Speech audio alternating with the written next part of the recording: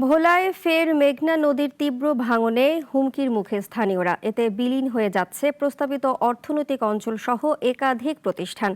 অপরিকল্পিত বালু উত্তোলনকে দায়ী করছেন স্থানীয়রা। মলয়দের রিপোর্ট জানাচ্ছেন সুলতানা মরিয়ম। দ্বীপজেলা ভোলায় ফের তীব্র নদী ভাঙন দেখা দিয়েছে। গেল 10 বছরে নদী রক্ষায় প্রায় 3,000 কোটি টাকার কাজ হলেও শিবপুর রয়ে গেছে অরক্ষিত। গত 3 বছরের শীতকালেও হঠাৎ ভাঙন শুরু হওয়ায় এবছর বর্ষায় বিপর্যয়ের শঙ্কা বেড়েছে।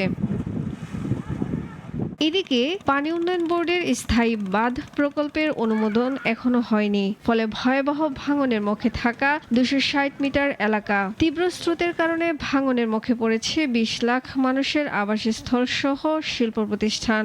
এই এক সপ্তাহের ভিতরে আধা কিলোমিটার ভাঙে গেছে নদী। আর আমার গাছ তো সব ভাঙা চুরা সব প্রশ্ন হয়ে গেছে, এখানে আর থাকা যাবে না। শিবপুর মেয়েদের বিলীন হয়ে গেলে ভোলার অস্তিত্ব আর খুঁজে পাওয়া যাবে না। ভাঙন থেকে ভোলাকে রক্ষায় অবৈধভাবে নদী থেকে বালু তোলা বন্ধ করার দাবি উপজেলা বিএনপির এই আহ্বায়কের। যে রাতের ভোটের মতো তারা রাতের অন্ধকারে এইসব বালু মহলের পারমিশন তারা নিয়ে এসছে। ধনিয়া থেকে এরকম ভাবে বালি উত্তোলন করলে যেরকম ভাবে মাঝের চরটা ছোট হয়ে যাচ্ছে, তেমনি ভাবে এই বেড়িবাঁধের শঙ্কার মধ্যে পড়ে যাবে। স্থায়ী তীর প্রতিরক্ষা প্রকল্প বাস্তবায়িত হলে নদী ভাঙন থেকে নিরাপদ থাকবে বলে জানিয়েছেন পানি উন্নয়ন বোর্ডের এই কর্মকর্তা। পুরো প্রজেক্টটা বাস্তবায়িত হলে পরে আমাদের শিবপুরে যে ঝুঁকিপূর্ণ বাঁধ প্লাস নদী তীর আছে সম্পূর্ণটাই স্থায়ী তীর প্রতিরক্ষার আওতায় আসবে।